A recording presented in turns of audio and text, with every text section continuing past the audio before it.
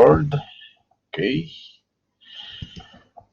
Okay. So, may katagalan bago tayo nag-upload ulit, ano? So, dito, gagawa tayo ng grading system. Okay? So, ang title nga ng aking video is ito, no? How to grade a written exam. 50% from total score. 50% ng correct answer. Yun yung passing score. Okay? With corresponding grade na 75. Yun yung ibig sabihin dito. Okay? So, paano yan?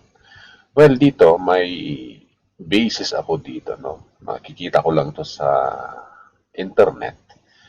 Raw score divided by 100. Ito yung total score. Okay? Times 100 minus base limit plus base limit ulit. Okay? Yung base limit is, ano yung parang, ano mo ibig sabihin ng base limit? Base limit is yung criteria mo ng paano pumasa yung mga nagtitig ng examination. Okay? So, dito, may example ako dito, no? So, dito, let's say, may mga estudyante dito, hindi naman student ang linagay ko. Let's say, applicants. So, ibahin nga natin. Applicants. Yan. Para copy natin to. Yan. Saka yan. Paste natin. And then, yan. Yan. Okay? Student ang nalagay ko, no? So, dito, ito yung mga estudyante. Ito yung quiz na ang total items niya is 50. Okay? So, let's say, ito yung mga applicants at ito yung mga score nila. Ito. Yan. Mga ganyan, no? So, makikita nyo dito, 24 out of that 50, bagsak na. Okay? Bagsak na yan. So, paano i-compute yan? Okay? Base dito, no? Ito. Yan. 2. Base dito. Yung raw score divided by 100 times 100 minus base limit plus base limit. Okay? So, in here, kita nyo yung score. Okay? So, B2, ito yon divided by 50, ito yung total items, times 100 minus 50 plus 50. Ang grade niya is 84. Okay? Dito, ang grade niya is 92. Okay? Random na lang gagawin ko dito, no? Ito, 33, 83. So, nakikita nyo idea dito, no? Yung 25 is yung passing sa 50. Dagdagan mo lang ng 50, maging 75, yun yung passing grade niya. Parang ganon. Okay? So, dito, kitang-kita mo na, no? 33 plus 50, 83. 37 plus 50, 87. Pasado siya. Okay? Ito naman is pag 24 plus 50, 74. Pero ang requirement nga natin is 75. 75 ang parang requirement natin na passing grade dito. Okay? So, yun. So, kita nyo na, parang may pattern dito sa 50. How about kung ang quiz is 100 items? Parang ganon, no? 100 items. Ito, kung makikita nyo, times 2 lang. Kita nyo yan? Times 2 lang. Same grade, 84. Tama? Same grade. Same. Okay? Yun din yung bagsak talaga. Yung 68 na grade, 68 talaga, no? Yun. Let's say napunta tayo sa 150 items. Okay? Ito hindi ko natin I just made this up, no? automatic yung multiply. Okay? So makikita nyo, 114, ang grade niya is 88. Okay? Paano formula niya? Okay? Tignan niya, ito 50.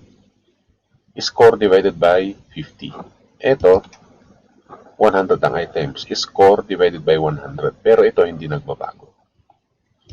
Yan, hindi nagbabago. Okay? Same goes here. Hindi rin nagbabago. Score divided by 150. Yan. Okay? Yan. So, ayan. Gets nyo na? Okay. Dito, sa 150 items, let's say, yung sa wakas, nakapasa itong si Pedro, no? 75. Pero si, let's say ito, Carlo, 60 lang nakuha. Talagang bagsak siya. Okay? Again, let's say, sabihin na natin na 74 yan. 74.67. Bagsak pa rin. Okay? Pag 73, 74 nga, pero bagsak pa rin. Kailangan talaga niya is 75. Parang ganun, no? Ito naman, let's say, gawin natin 76 yung grade niya. Tumaas naman ang konti. 75.33. Pasado pa rin yan. 77. Yan. Kita nyo? Pasado pa rin siya.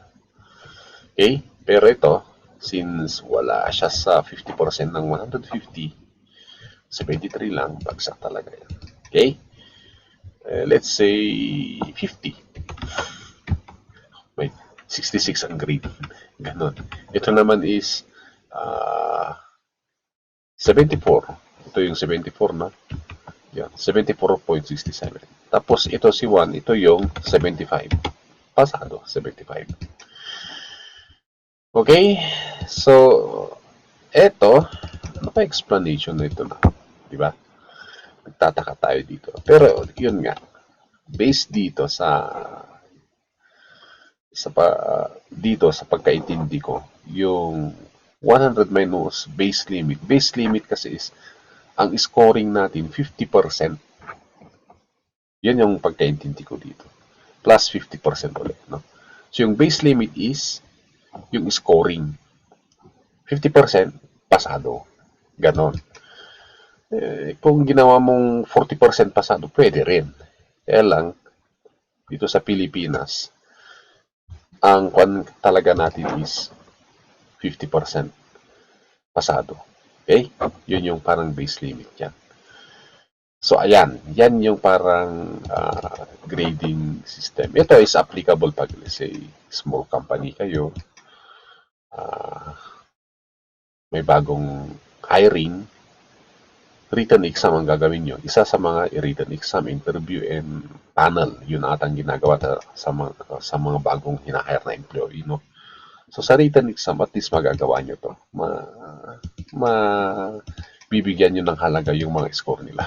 Parang halaga. Okay? So, ayan. Kita nyo na. Okay.